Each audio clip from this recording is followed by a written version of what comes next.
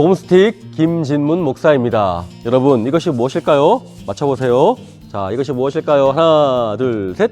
네, 맞습니다. 이것은 숫자 3입니다. 그럼 두 번째 퀴즈. 물고기 뱃속에 3일 동안 갇혀있던 사람은 누구일까요? 네, 맞습니다. 요나입니다. 요나는 하나님의 말씀을 증거하는 선지자였습니다.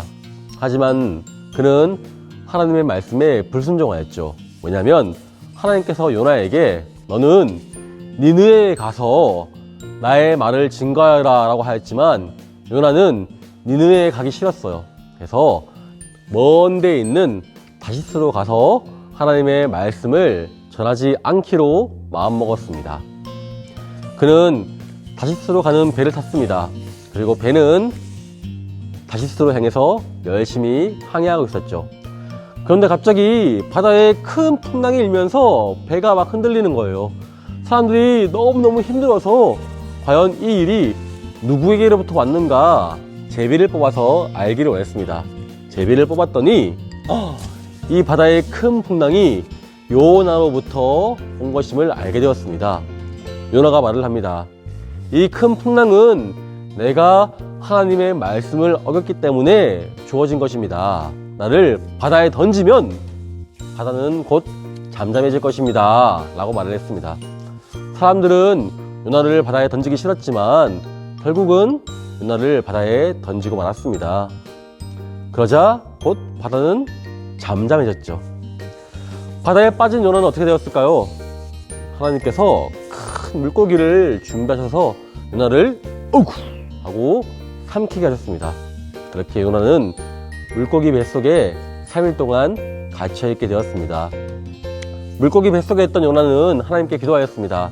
하나님, 저를 살려주신다면 하나님의 말씀을 증거하겠습니다. 하나님께서는 요나의 기도를 듣고 물고기를 우! 하고 입을 통하여서 요나를 니느웨 방향으로 뱉어내게 하셨습니다. 요나는 이제 니느웨 성에 갑니다. 그 성에 가서 말을 하죠. 40일 지나면 여러분들은 하나님의 심판을 받게 될 것입니다.